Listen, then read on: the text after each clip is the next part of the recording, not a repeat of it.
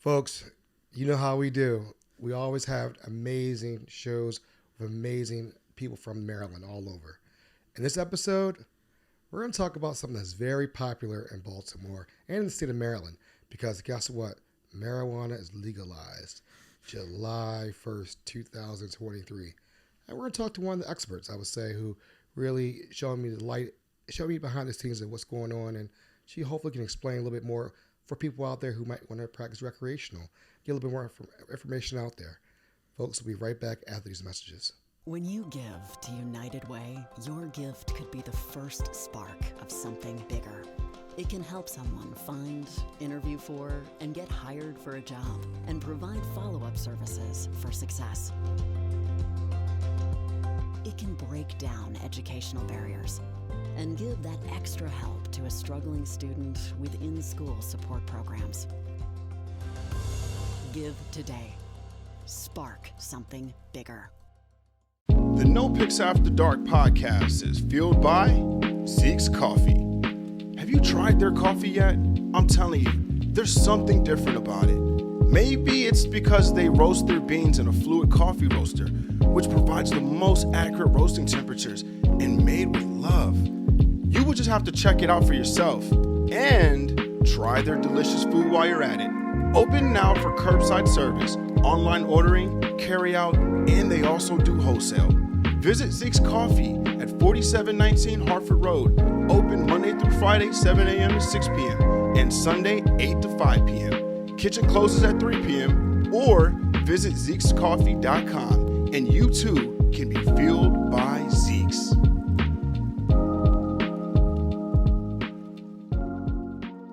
Welcome to the No Picks After Dark podcast. I'm your host, Aaron Dante. I told you we always have the heavy hitters coming in from Maryland.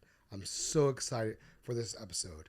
Let me tell you, I'm in love with Mary Jane. Oh, I can't sing, but you know, she's my main thing. I'm singing, folks. I don't know why I'm singing, but we're going to talk a little bit about marijuana today. And I was like, who can I talk to when I think about marijuana and I can go to for medical use right now? What's the first thing that pops in my head? And I asked 10 different people, and this shop kept on coming up. And those 9 out of 10 people knew about this one place. So without further ado, we have Curio Wellness in the house. Miss Wendy is in the house. She is the co-founder, chief brand officer, and director of public policy at Curio Wellness. How are you doing today? I'm good. Thanks for having us. Hey, I had to get you in. Thank you so much. I know you have a busy schedule. You got a lot of things going on. Yes. So I'm definitely happy that you came hang out with us today. I'm excited to be here. Thank you so much. So tell me, get a little bit Curio Wellness. So what is Curio Wellness? Tell people a little bit about that. I mean, how far back you want me to start? Whatever you want to do. We're Right. here to listen. So Curio Wellness is a Maryland-based, Maryland started. We're a family-owned and operated business. So we grow, we process, and we have one retail store in Timonium, Maryland. But as a grower and processor, our products are available in dispensaries across the state. We started this endeavor back in 2014 when we heard that a program was coming along here in Maryland. And that was primarily with me and my dad kind of working on this idea behind the scenes. We had a couple other people with us nights and weekends, some of which are still part of our team today. And then when they gave license awards, obviously everything kind of turned on and started. And then since we've been operational, we've been able to recruit both my sister and brother away from their previous roles in sales and in the legal world to be part of us. So now everyone but my mom, we all work together every day. I love it. It's like the song. I may be wrong. I'm a singer. Slide in the family. It's a family affair. Yeah, exactly. This is a family affair. So that's really cool. I really like hearing that. Everybody's like, hey, let's work together. Let's make something happen. So where did the name Curio Wellness come from? So our marketing agency is a Baltimore-based agency named Planet. We started working with them actually back in 2015 when we heard that application process and stuff was happening in the state, the rumors and chatter was you needed to have your whole brand built. You need to represent who you were going to be and what you would look like. And so we started that process even before we won a license. And in that exercise, one of the things, they gave us a lot of name choices, but one of the categories they had worked with that I had suggested was I wanted like a name that meant nothing, where it was our responsibility to like make it mean everything. So like pretty lofty, but I said like, you say Kleenex for a tissue, Starbucks for coffee, Google for web browsing, and God knows what now. But, like what could we just kind of own that wasn't as on the nose as something that used plants or green or anything kind of right in line with the topic. And so this was a name that showed up on a list. And it was a really pretty basic. Honestly, there was probably about 6 or 7 of us at the time. And I sent out the list and I sent a survey and I said, send me your top 5.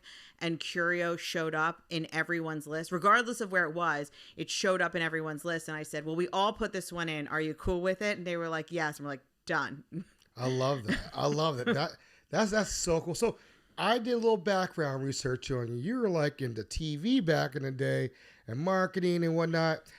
Total life change, huh? Yes. Well, I mean, I came into this through the lens of the brand building and marketing role, but yes, but from from my college education and summer jobs until 2016, I worked in television. That's so big difference, a little bit, huh?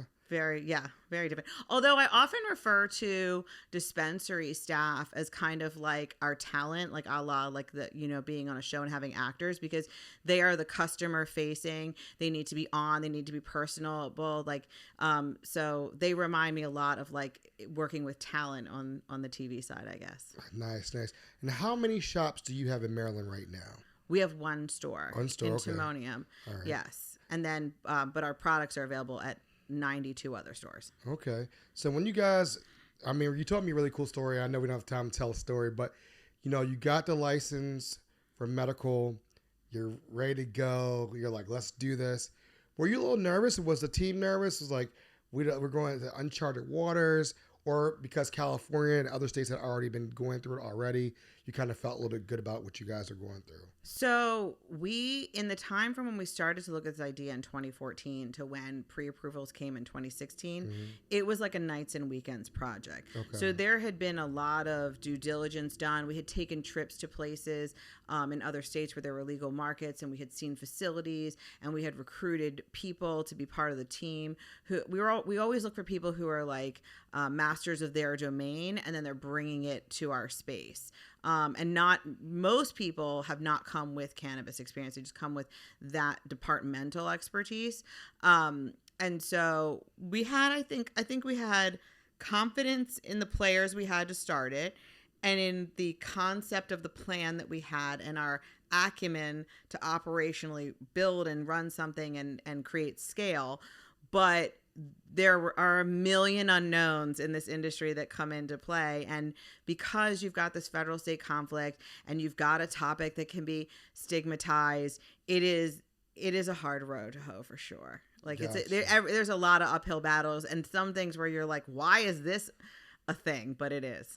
It is. So like when you guys first opened, were you guys just like, was it slow with people getting medical cards, or was it like the door open, like you guys were just like, people coming in and out? Like there were 20,000 people, I think it was, signed up as patients when the program started, and I think that was somewhat unexpected, but that was because of the delays. So the system to register went live before the program, the eligibility to purchase was there. So people started to fill up and like kind of the momentum was building.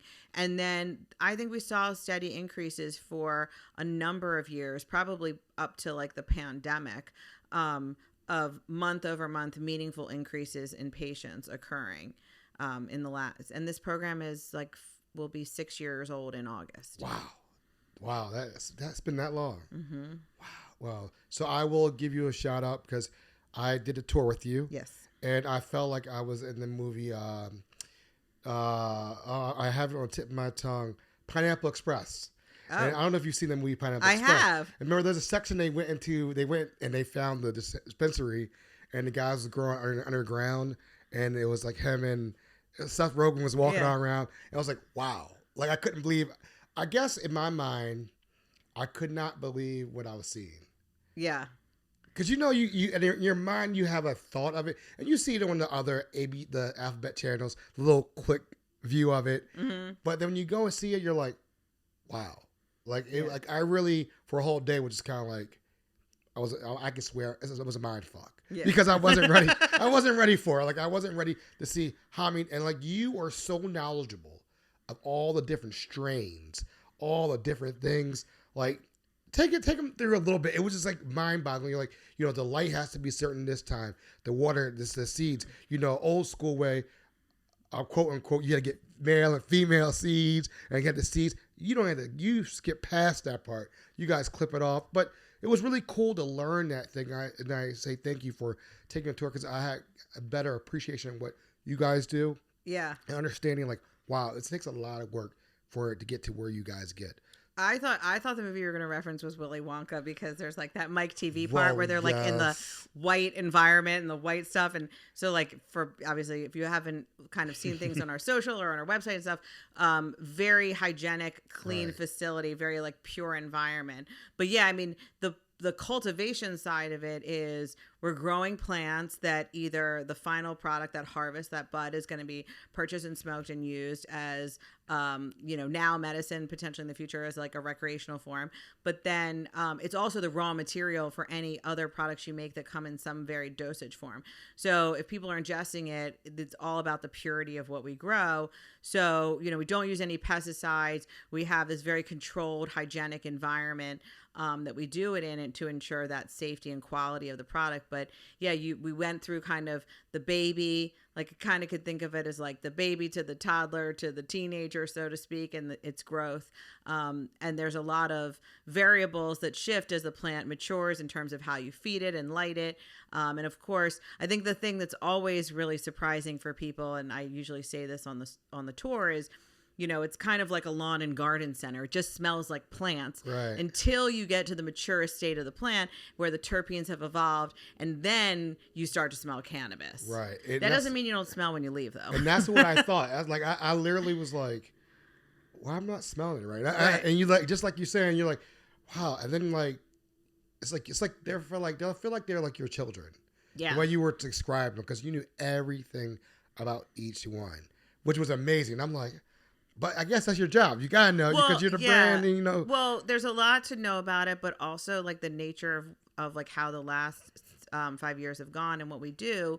There's a lot of times where those of us who it's not our day job to be in cultivation or in manufacturing, but like when the team needs to rally, the team rallies. So like we'll step in and help out and do lots of different jobs. So like I've trimmed, I've bottom pruned, I've do other things. And I mean, I personally very much enjoy, there's definitely, personalities I think align with it.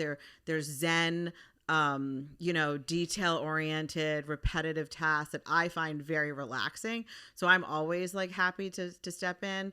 But yeah, I think doing the hands-on work and not just like knowing what we do is also what makes me more knowledgeable. No, I mean, I walked away blown away. Like, just everything I was telling friends, like, you never believe what I just saw. And they're like, really? I'm like, yeah, I can't even explain it. It's just like, so I definitely get the Willy Wonka reference. I was telling, because Pineapple Express, when they went in that thing, and it was a whole thing, it was like, what is this? I was like, oh, and so that's what I thought about when you see. And the light, the doors open, the lights, it glows, it feels very like, oh. That's how it felt. It was like, what is this? It's like how, but it was like you said. I mean, folks, we went through, like, I had to get gloves, booties, all this. Oops, that's me messing up. Oops, sorry, but just all that stuff going on as far as booties and cleaning up, and I was like, what is this? This is like Deep Space Nine, but it was really cool to really like just see all that and do it. So I appreciate it. My pleasure. I appreciate it. So what marijuana now is about to be legalized. It is now to a certain extent. We're going to talk about that and talk about how you guys feel about it and go from there. We'll be right back after these messages, folks.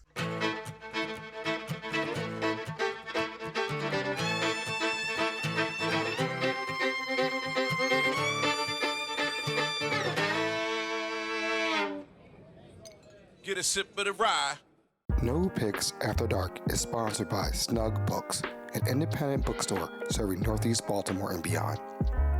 In addition to featuring new books for all ages, the store also carries cards, stationery, gifts, games, and more. Visit snugbooks.com to shop online, learn more about the store, read our latest newsletter, and find a calendar of events, or come browse the store in person. Snug Books is located at 4717 Harford Road, next to Zeke's Coffee in Hamilton, Laurelville.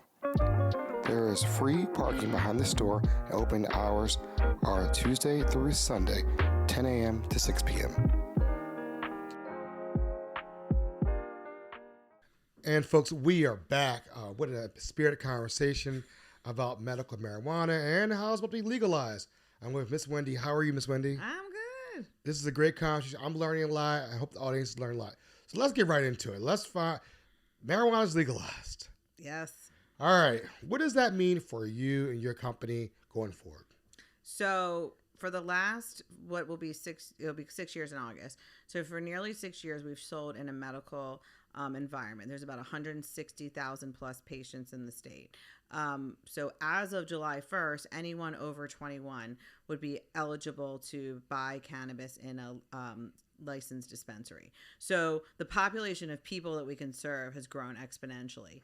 I think we know that that's probably there's a large population of people who are interested in this. We also believe that even though we've been in a medical zone, that adult use space is going to capture a lot of medical people. There are many people who weren't aware of the program, didn't want to register, all this stuff. But also, like, we just know people use cannabis because they want to sleep better. Something hurts, the anxiety, just general relaxation, unwind.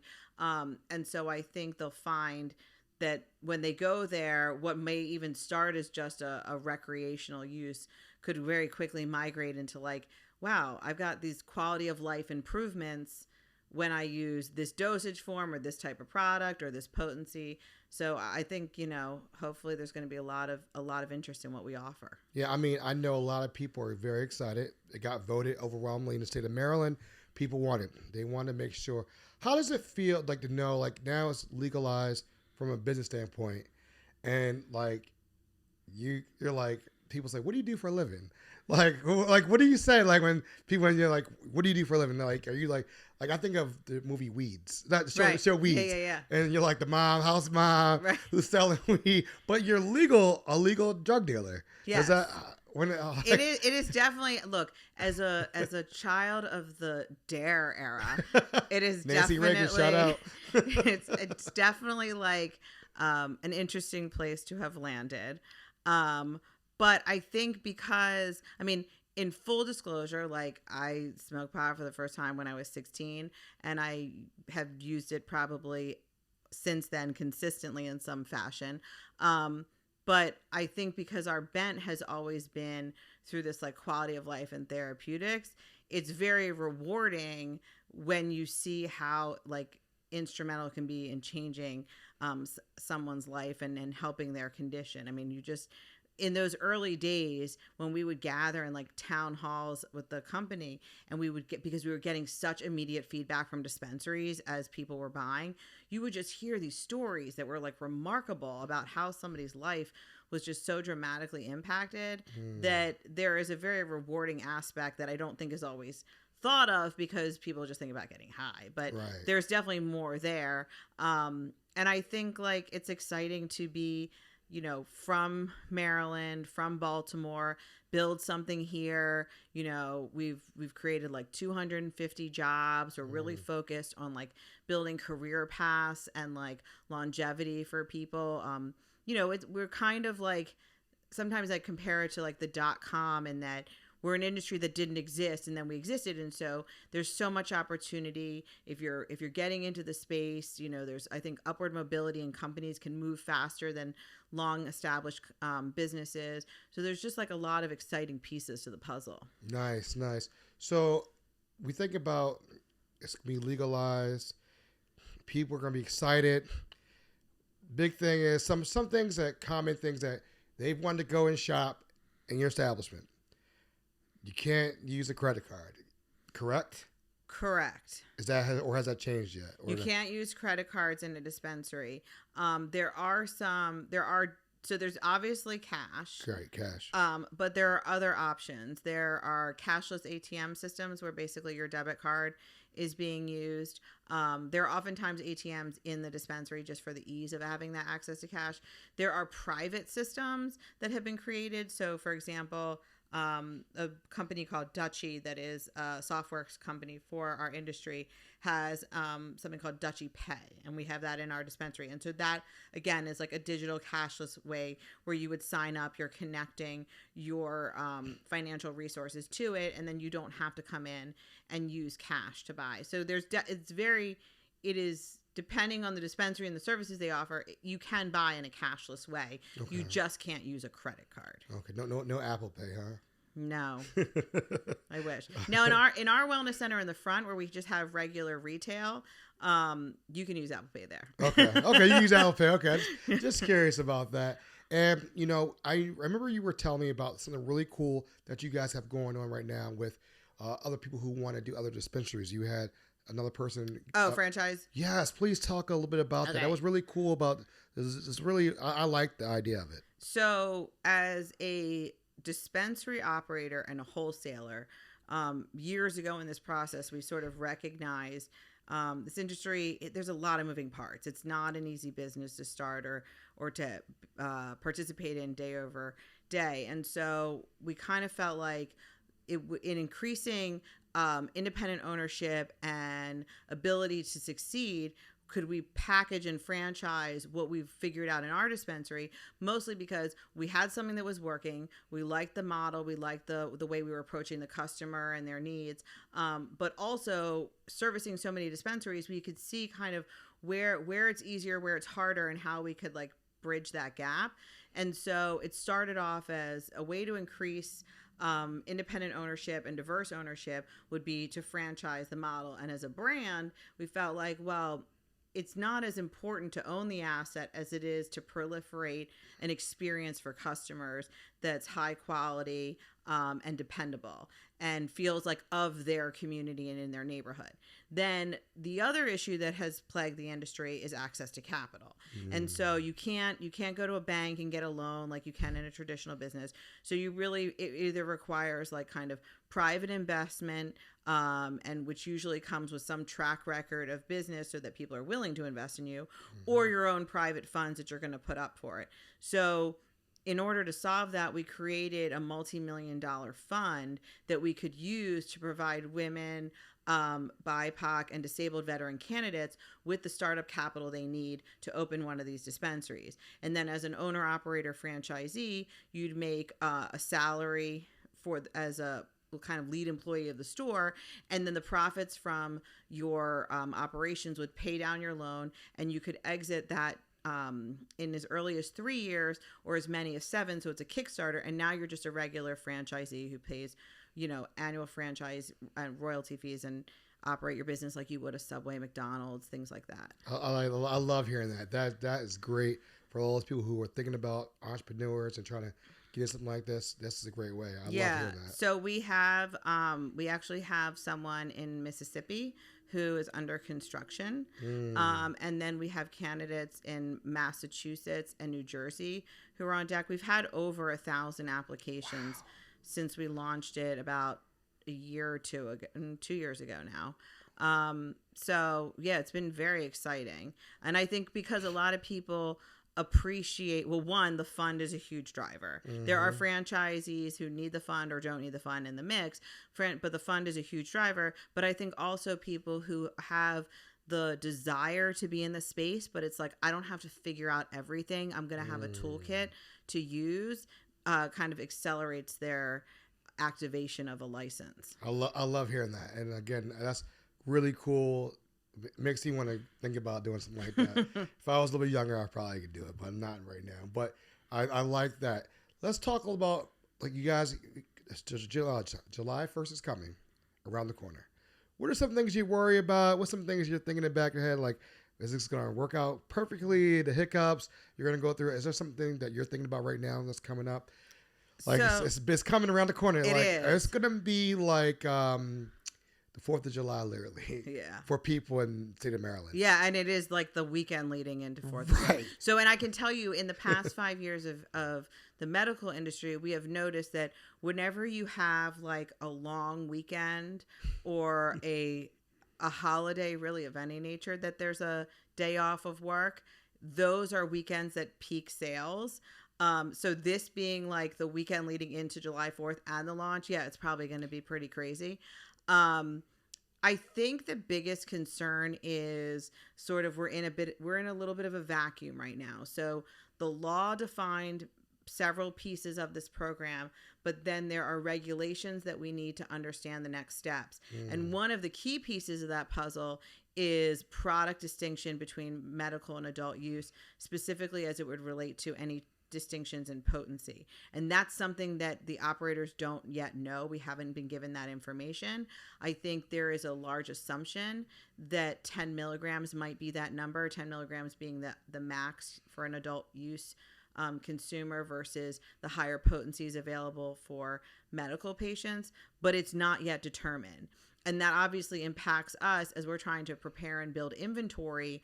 We don't really know where the line in the sand is on what we have to increase relative to the kind of new audience who's going to come in, probably, in the hundreds of thousands, or millions of people, versus the 160,000 we're already working with. That's probably one of the biggest kind of unknowns for us. But, we have been kind of persevering ahead. We have regular kind of adult use planning meetings going on at this point for all facets of the business, and kind of ramping up our production beyond where we were. We've always operated under this kind of cliche of you can't sell from an empty wagon, because when we looked at this industry and we visited other states, one of the things we saw was there would be like holes on the shelves. And so coming from a more traditional background, it's like you don't go into the grocery store and they're out of like Heinz ketchup, and then the grocer's like, I don't know when I'm getting it in, So there's people expected to be there. So we've always started from a place of scale and the ability to consistently supply the dispensaries with what they need. So our focus is like, this hits, we can't be a supplier who is short on inventory for any dispensary, and we need to be readily available to resupply them depending on the cadence that this moves.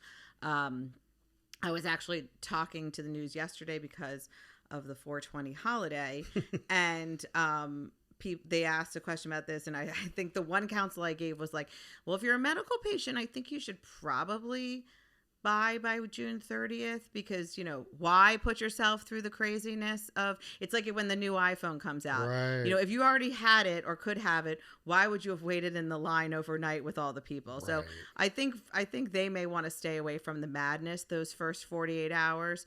But I think it's going to be exciting and busy. I think anyone who comes to shop when it starts should probably be prepared for that. But I believe most dispensaries are really thinking about how they need to kind of enhance their operations to meet the high demand of so many more people being at the store than what we've been used to. I mean, I will tell you, I have visited a lot of different states and went to different dispensaries and just learned a lot about different ones. I remember I was in San Diego and they had a tour bus.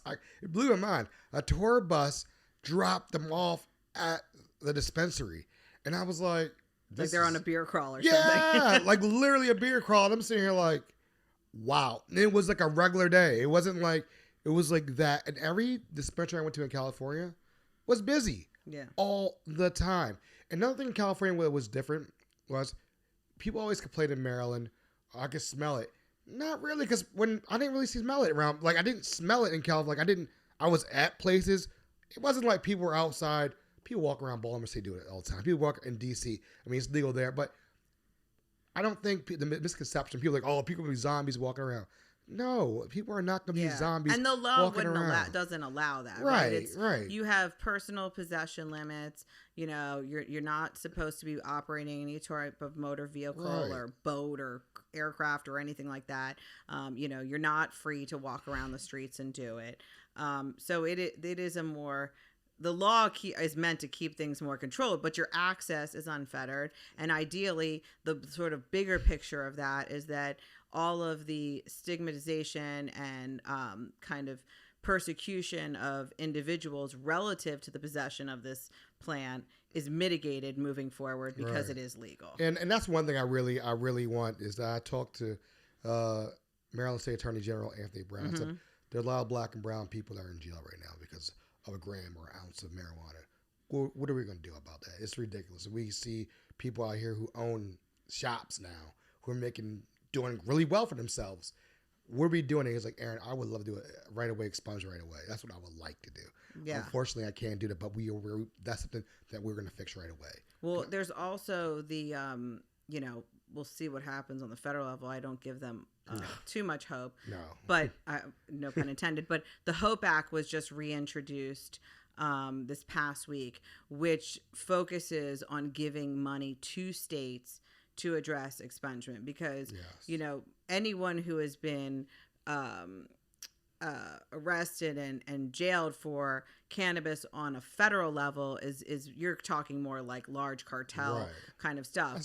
But state level stuff is really where the problem is. And so the systems and the funds need to be there to address that. It's mountains of paperwork and I assume probably not digitized. Right. So. Exactly. So think about that and think about the people who can't afford to hire a lawyer, can't afford. And that's what's really, for me, like, I'm like, if it's legalized, we need to fix that taken care of. And you know what I would love to see? People who had that in the record and couldn't get a job could get jobs at dispensaries. Because, like, I feel like, you know what? Like, you got a record, you couldn't get a job. Listen, like this. I think that, don't quote me on this, but I believe there was something in the bill that rectified, I thought, some level of low-level offenses. Because right now, you're right, we can't. So anyone who works in the industry has to go through background check and fingerprinting and things like that. And so if you have any record tied to it, you're not in. We can't hire you. And I think that there was something in the bill to help start to lift those parameters. Right. So now it's going to sound like a crazy question. It may not be. If you work, say for instance, they apply for your company, do they have to go through a drug test also? So is that kind of like, I guess, how does that look? How does that seem? Yeah. So drug testing was identified in the bill as well, and it is at the mercy of all employers. Okay. Gotcha. So it's just kind of your practice. I mean, like, look, you can't be under the influence working for us, right? Like, we have heavy machinery, automation, forklifts, things like that. I mean, it's just not appropriate.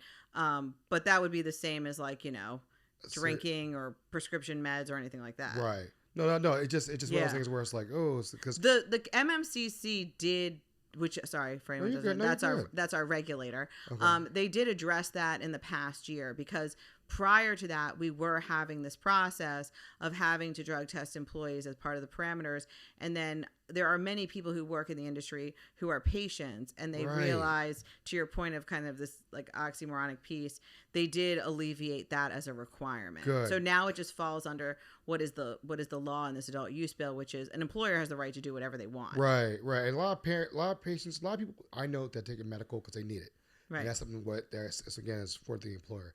And that was honestly, like, in the 5 years or so that it's been leading up to this legalization, there were many times in the legislature where there were bills that dealt with, like, employee drug testing, workman's comp, a bunch of different issues that kept getting overlooked. And I would always get frustrated because I would think, these are the items we should chip away at because eventually we're going to get to adult use, and we would have checked those boxes. We don't have to figure everything out when we do it. We would have figured them out before. But I definitely get that. Definitely appreciate it. So what do you want people to walk away with from this interview? Like, when just listening to you and listening to what you ask. I forgot the name of the retail store is Far and Dar. Correct. Oh, yes. Far and Dar. Thank you. We didn't say that. Far and Daughter. Yeah, I had to make sure we said that. That is, in case that sounded weird to you, that is Swedish for far and daughter.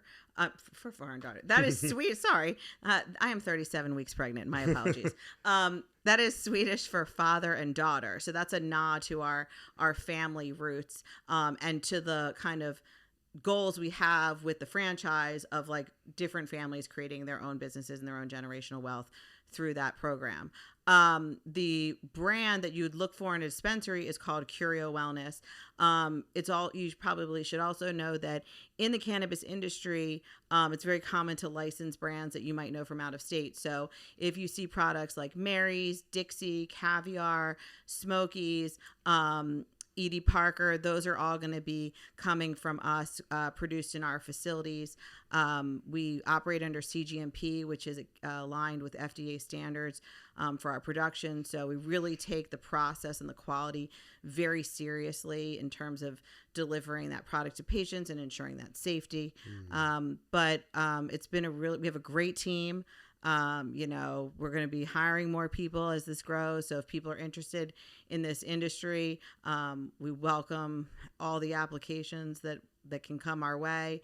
I think it's going to be an exciting time. I think probably have to have a little bit of grace for the dispensaries in those early days. It's going to be a lot of people. It's going to be busy, but I think it should be a really great start and something new for the state. What are the hours of the retail establishment? Do you know about? So we open at 10 a.m. on weekdays and 9 a.m. on weekends, and close at 8 and 7 respectively. So I had to look at the calendar, and I just realized, like you said earlier, I didn't realize July 1st is on a Saturday. Yeah, no, that's what I'm saying. It's like, it's intense. It's right before July 4th, and it's a Saturday. Like, everybody's taking off. It's not a Tuesday when you're like, can I get there? Right. Yes. Ooh, and we did when medical please. started. That opened, I think it was December 1st, and I think that was a Friday. Yeah. So equally, I guess we sort of had a dry run, but that was like 20,000 people across the state. This is like, I think there's over 4 million people who are over 21. Right. Doesn't mean everyone's interested, but a very different number of people. Very different number of people, and it's going to be an experience and a half. And I'm so excited for you guys. Thank you for your time, because I know you're busy. You got a lot of things going on. And it's going to be a great summer for you guys. I feel like it's going to be hitting your stride July 1st. And then here's the crazy thought. You have to be over 18 to purchase, correct? In the state of 21. Oh, 21. 18 for medical, 21 for adult use. When college comes back in session, that's a whole different ballgame. Yeah, the one thing I actually think we didn't say that probably should provide some light on is the distinction for the two programs. Okay, go ahead. So medical, you certify with the state. You get a card. It's good for 6 years, $25 to certify. You have no tax on any of your purchases, and you would have the full menu at your disposal when you go to a dispensary, and likely have a prioritized either time of service or place in the queue in a dispensary.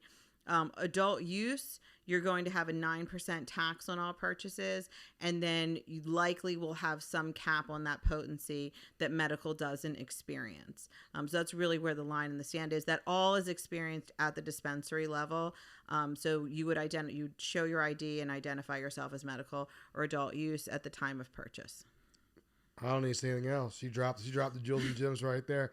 Thank you so much. Where can we find you guys on websites, IG, TikTok, and all that good stuff?